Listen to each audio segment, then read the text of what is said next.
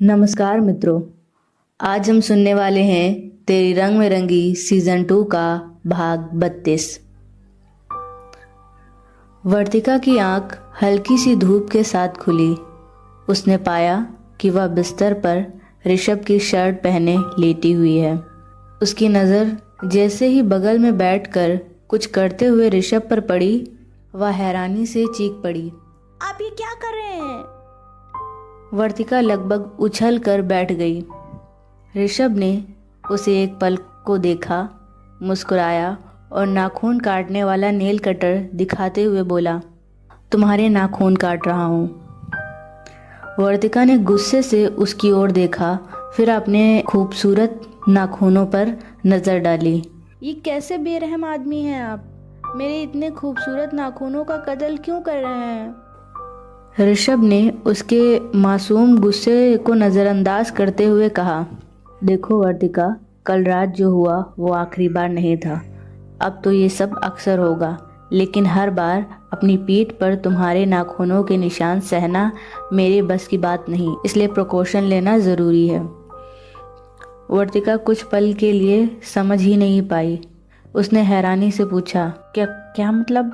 ऋषभ उसकी तरफ पलटा और पीठ दिखाते हुए कहा, मतलब ये देखो।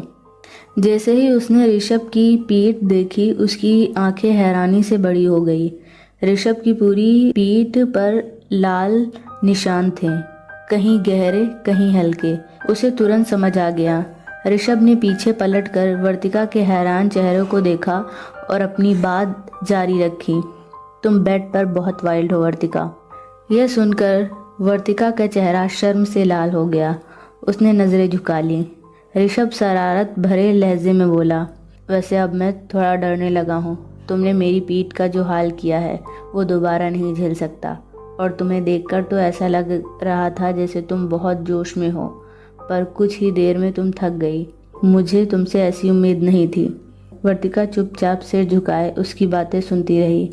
उसे समझ नहीं आ रहा था कि ऋषभ गंभीर है या मजाक कर रहा है। ऋषभ मुस्कान छिपाने की कोशिश कर रहा था, लेकिन वर्तिका के मासूम चेहरे पर गहराता अपराध बोध देखकर उसकी हंसी रह रह कर अंदर ही अंदर उमड़ रही थी।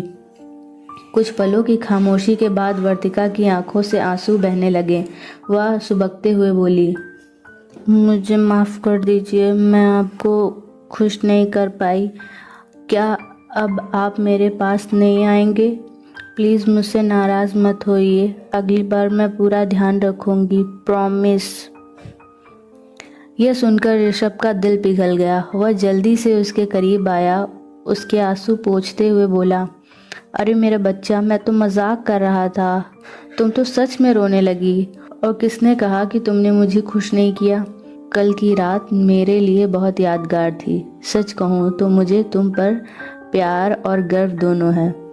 वर्तिका ने अपनी बड़ी बड़ी आंसू से भरी आंखों से उसे मासूमियत से देखा।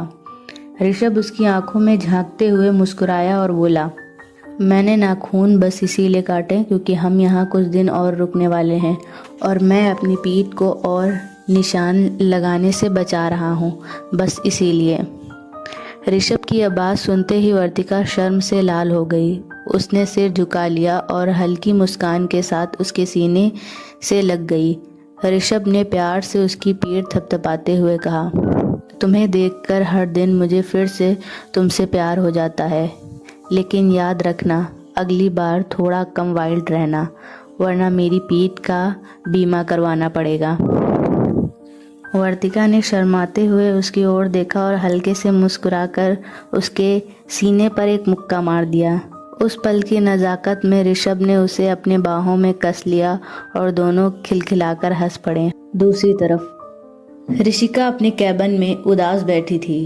उसकी बड़ी सी एकेडमी में अब मुश्किल से 2-4 बच्चे ही आते थे।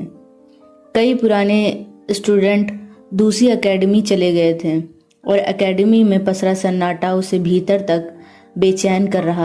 लंबे समय तक एकेडमी बंद रहने की वजह से यह हाल हो गया था। वह बार बार यही सब सोच रही थी कि अब क्या किया जाए। ऐसे ही परेशानियों के बीच समय निकल गया और आखिरकार वह घर लौटने के लिए निकल पड़ी। घर पहुंचकर उसने रोज़मर्रा के काम निपटाए और अपने कमरे में चली गई। लेकिन उस रात उसे नींद नहीं आई। बार बार उसके मन में एकेडमी की दुर्दशा का ख्याल घूम रहा था। क्या सब कुछ ख़त्म हो जाएगा? क्या मुझे अपनी एकेडमी बंद करनी पड़ेगी? यह सोचते सोचते रात बीत गई। इन दिनों उसकी राघवेन से ठीक से बात भी नहीं हो पा रही थी। जब भी वह कॉल करती, राघवेन किसी मीटिंग में व्यस्त होता। धीरे धीरे यह दूरियां ऋषिका के गुस्से में बदलने लगी थीं। कहीं ना कहीं एकेडमी की जो हालत थी उसके पीछे राघवेन ही था। अगर वो एकेडमी को बंद नहीं करता और न्यूज़ में उसे तुड़वाने की खबर को नहीं फैलाता तो आज उसकी एकेडमी पहले की तरह चल रही होती। ऋषिका के मन में राघवेन से दूर होने के कारण गुस्सा भी पनप रहा था। उस रात गुस्से में उसने राघवेन को फ़ोन भी नहीं किया, लेकिन जैसे ही वह सोने के लिए बिस्तर पर गई उसका फ़ोन बज उठा। राघवेन का नाम स्क्रीन पर देखकर पहले तो उसने फ़ोन उठाने से मना कर दिया, पर दिल नहीं माना और उसने कॉल उठा ली। तो नाराज़ हो? राघवेन ने हल्की सी मुस्कान के साथ कहा। ऋषिका ने कोई जवाब नहीं दिया। लगता है तुम कैबिन वाली शाम को बहुत मिस कर रही हो, राघवेन ने शरारत से कहा। ऐसा कुछ नहीं है, आप हमेशा ही यही सोचते रहते हैं, ऋषिका ने चिढ़कर जवाब दिया। राघवेन को समझ नहीं आ रहा था कि ऋषिका इतना नाराज़ क्यों है। उसने प्यार से उसे मनाने की कोशिश की। अच्छा सॉरी मेरी जान, पर बात क्या है? जब तक तुम मुझे बताओगी नहीं मैं कैसे समझूंगा कि तुम्हें क्या परेशानी है? इस पर ऋषिका ने नाराज़गी में कहा, मुझे नींद आ रही है, वैसे भी आपके पास मेरे लिए समय नहीं होता। यह कहते हुए उसने कॉल कट कर दी, लेकिन बिस्तर पर लेटते ही उसकी आंखों से आंसू बहने लगे। वह जानती थी कि अगर वह थोड़ी देर और बात करती तो अपने आंसुओं को रोक नहीं पाती। उसे राघवेन के सामने कमज़ोर नहीं दिखना था। शादी के बाद वे दोनों शायद ही कभी एक दूसरे के साथ वक्त बिता पाए होंगे। उस रात ऋषिका राघवेन को याद करते करते सो गई। अगले दिन घर में कन्या पूजन था। ऋषिका और मीरा ने मिलकर प्रसाद बनाया। जब छोटी छोटी कन्याएं आईं तो उन्हें देखकर ऋषिका का मन खुश हो गया। पूजा के बाद उसने व्रत खोला और अपनी थकान को भूल गई। अगले दिन जब वह एकेडमी पहुंची तो उसने सरस्वती को पियानो बजाते हुए देखा। धुन इतनी मधुर थी कि ऋषिका के चेहरे पर अनायास ही मुस्कान आ गई। वह उत्साह से सरस्वती के पास गई और बोली, सरस्वती, मुझे लगता है हमें अपनी एकेडमी को दोबारा चर्चा में लाने का बेहतरीन तरीका मिल गया है। असल में मुझे लगता है कि लोग अभी भी यह मानते हैं कि हमारी एकेडमी बंद हो चुकी है। हमें कुछ ऐसा करना होगा जिससे ना सिर्फ लोग जाने कि एकेडमी फिर से खुल गई है, बल्कि यह भी समझे कि वह पहले से कई गुना बेहतर तरीके से तैयार है। सरस्वती ने उत्साह से उसकी ओर देखा। ऋषिका ने आगे कहा, मैंने सोचा है कि उत्तराखंड में जो डांस कंपटीशन हो रहा है वह हमारे लिए सबसे अच्छा मौका है। अगर हम वहाँ अच्छा प्रदर्शन करें तो लोगों का ध्यान हमारी एकेडमी पर आएगा। यह साबित करने का समय है कि art music and dance academy वापस आ गई है और पहले से काफ़ी बेहतर तरीके से। ऋषिका की आंखों में आत्मविश्वास और जोश झिलमिला रहा था। सरस्वती उसकी योजना पर गंभीरता से विचार करने लगी। दोनों को लगा कि यह उनकी एकेडमी को नए सिरे से खड़ा करने में सुनहरा मौका है। तो क्या लगता है दोस्तों, ऋषिका वापस से अपनी एकेडमी को चर्चा में ला पाएगी?